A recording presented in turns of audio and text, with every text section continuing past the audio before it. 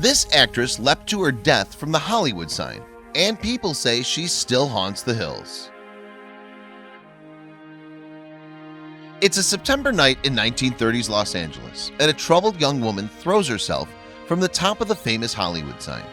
Yet, even though her body is recovered from the ravine below, the tragic story doesn't end there.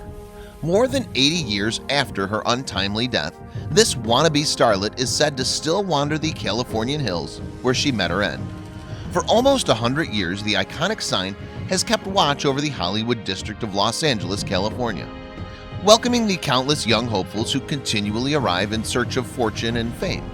But the entertainment industry is tough, and many of these aspiring stars will leave the city with broken dreams. Today, Hollywood, of course, remains a massive player in the global movie industry, but back in the 1930s, it was the undisputed entertainment capital of the world. For the preceding 2 decades, it had become home to a number of major production companies, and as a result, anyone with an interest in appearing on the silver screen was flocking to the Los Angeles hills. For those living in the country caught in the grip of the Great Depression, the glitz of Hollywood was a welcome distraction. Beginning in 1929, the economic crash had seen unemployment soar to 25% in the United States. But even though money was tight, movie theaters continue to welcome as many as 80 million visitors a week. With their blend of escapism and subtle commentary on current affairs, the movies must have seemed the perfect place to retreat from the grim economic reality of the time. It wasn't just the finished product that was drawing crowds, however. Behind the scenes, countless young actors and actresses were also drawn to Hollywood's unique appeal. One of the many young men and women caught under the city's spell was Millicent Lillian Entwistle, known as Peg. Born in Glamorgan, Wales in 1908, Entwistle lived in London with her parents before her mother left for unknown reasons. In time, her father remarried, and Entwistle traveled with her new family to the United States in search of a new life. Tragically, though, both her father and stepmother soon drew their last breaths, and as a result, she, along with her 2 stepbrothers, went to live with an uncle in New York City. Entwistle's uncle was responsible for managing a Broadway star, and sure enough, his niece soon caught the showbiz bug. The young woman clearly took it all well, too, and come 1925, she was on the stage.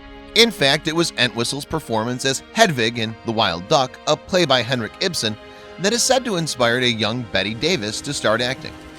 The following year, Entwistle began performing on Broadway, where she would appear in a total of 10 plays. Most famously, she starred alongside Sidney Toler in the hit show Tommy. Indeed, it was a role that she would take on some 232 times. She fostered a desire to play more challenging parts, however. At the age of 19, Entwistle meanwhile married Robert Keith, an older actor, although their wedlock lasted just 2 years. Keith had allegedly lied about his previous marriage and young son, and Entwistle was subsequently granted a divorce. In 1932, Entwistle then left Broadway and made her way to Los Angeles. There, she found some success in a play called The Mad Hopes, starring alongside Humphrey Bogart. In fact, she and Bogey were even said to have dated for a short time. The play was a hit too, and Entwistle won critical acclaim for her performance. Like many young starlets, though, she dreamed of making her mark on the silver screen. Opportunity then seemed to knock when in 1932 she was cast in her first movie role, a small part in the thriller 13 Women. It didn't turn out to be quite the big break that she'd been hoping for, however. Sadly, the director cut down Entwistle's part during the editing process, and the aspiring actress's contract with RKO Studios was not renewed. According to her uncle, Entwistle, who always took her craft seriously, became depressed. Then, on the evening of September 16, 1932, she wandered out into the California night. Entwistle apparently told her uncle that she was going to walk to the local shop before seeing friends. However, she never returned home.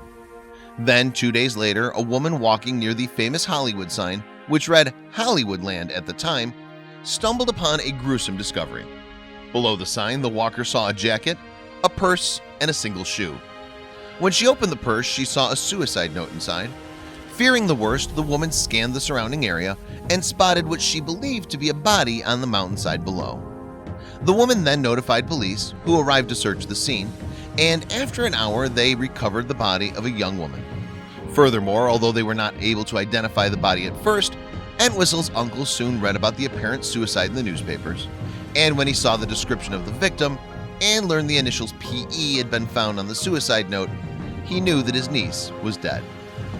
At the age of just 23, Entwistle had committed suicide. According to police, she had found an abandoned ladder in the back of the letter H and climbed some 50 feet to the top. Once there, she leapt to her death. Reports stated that the note she had left behind was full of despair. "I am afraid I'm a coward," it read. "I am sorry for everything. If I had done this a long time ago, it would have saved a lot of pain." In true Hollywood style, Entwistle's suicide was subsequently sensationalized across the press. Yet, even 8 decades after her death, some believe that the starlet is still clamoring for center stage. In fact, according to some visitors to the Griffith Trails above Los Angeles, Entwistle's ghost continues to haunt the place where she met her tragic end. In the 1940s, the letter H from the sign was destroyed in an accident, sparking rumors that Entwistle's ghost may have been on the prowl. Then in the 1990s, a couple hiking the trails were startled by the sight of a disoriented blonde woman in period dress. Apparently, she terrified the hikers before promptly disappearing into thin air. According to reports, Entwistle's ghost has, furthermore, endured to this day. A jogger recently claimed to have been frightened by an apparition accompanied by a smell of gardenias, apparently the odor of Entwistle's favorite perfume. So, does the tormented spirit of a frustrated actress really haunt the city that failed to fulfill her dreams? For the brave, the truth might be lurking in Los Angeles hills.